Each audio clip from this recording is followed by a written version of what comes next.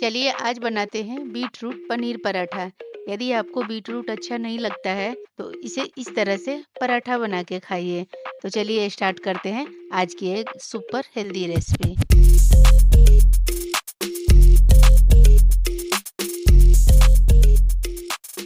इसे बनाने के लिए लिया है मैंने 2 बीट रूट और इसको ऐसे छोटे-छोटे टुकड़ों में काट लिए हैं और अब इसको पीस लेंगे। पहले थोड़ा-सा एक बार ऐसे ही मिक्सर चला के और फिर थोड़ा पानी डाल के इसका एकदम बारीक पेस्ट बना लेंगे। देखिए कुछ इस तरह से हो जाना चाहिए। और अब आटा लेंगे और उसमें डालेंगे थोड़ा-सा अजवाइन। अजवाइन को ऐसे क्रश करके डालेंगे। ऐसे थोड़ा-सा हाथ से ऐसे मल के और इसमें डाल देंगे। और अब डालेंगे थोड़ा-सा नमक और इसको अच्छे से प्रॉपर मिला लेंगे। और अब डालेंगे 1 से 2 चम्मच तेल। ज़्यादा तेल का यूज़ नहीं करना है, इसमें हल्का ही तेल डालना है। और इसको भी हम अच्छे से मिला लेंगे। और अब जो पिसा हुआ बीट रूट है उसी से आटा गूँथेंगे। और एक ही साथ सारे बीट रूट नहीं डालेंगे, थोड़ा-थोड़ा करके ऐसे डालेंगे और इसको अच्छे से ऐसे मिलाते हुए प्रॉपर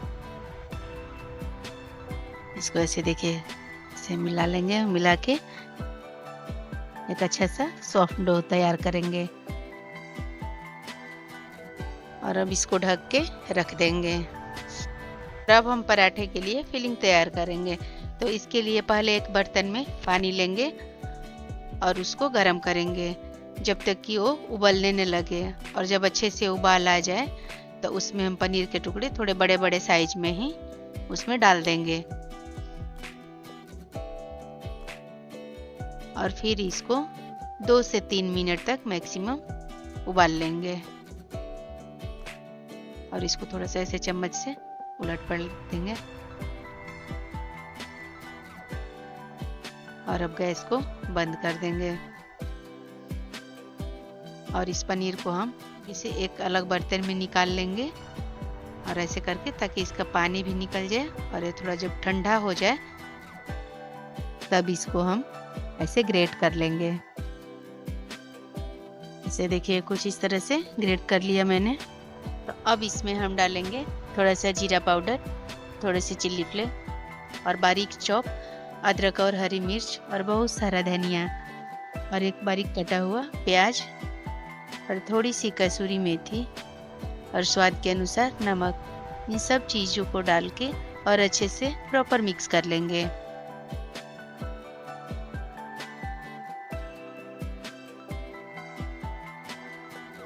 देखिए अभी प्रॉपर मिक्स कर लिया मैंने।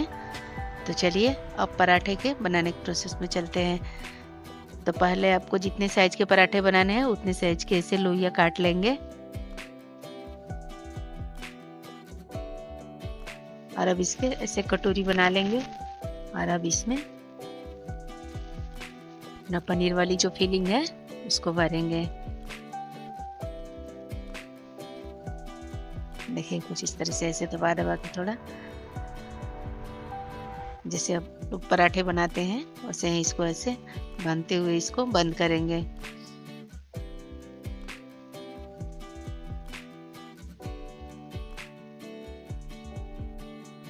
और इसको दबा के ऐसे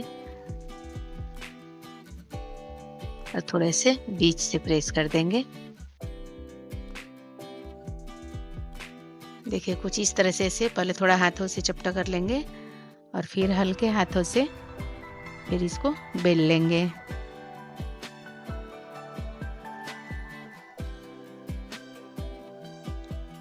देखिए और अब कोई भी तवा लेंगे और उसको अच्छे से गर्म करके और उस पे अपना बीट रूट का पराठा सेक लेंगे।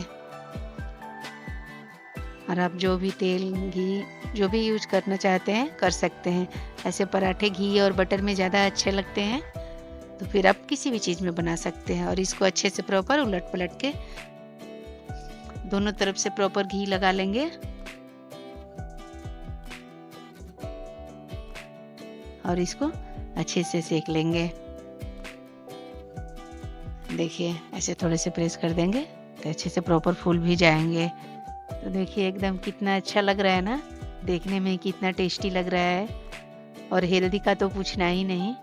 अब देखिए ये प्रॉपर हो गया है, एकदम पूरी तरह से सिक गया है। तो इसको अब अलग बर्तन में निकाल लेंगे और बाकी के और भी जितने पराठे हैं सबको इसी तरह से सेक लेंगे। तो अब हमारा पराठा तैयार हो गया है। तो चलिए अब इसको सर्व करते हैं। आप इसको सब्जी, चटनी, सॉस किसी के साथ भी खा सकते हैं या आप ऐसे भी खा सकते हैं। तो आप इसको एक बार ज़रूर ट्राई कीजिए। यदि बहुत लोग बीटरूट इस वजह से भी नहीं खाते कि उनको अच्छा नहीं लगता, तो आप पराठे बना के अपने डाइट में शामिल कीजिए। बच्चों को तो बीटरूट बिल्कुल ही पसंद नहीं आता, तो आप उनको इस तरह से पराठे बना के खिलाइए। वो रोज़-रोज़ खाने की डिमांड करेंगे। और ऐसे ही बहुत सारी हेल्दी, टेस्टी और सुपर डुपर रेसिपी के लिए होम शेफ रूबी को सब्सक्राइब कीजिए। Thank you.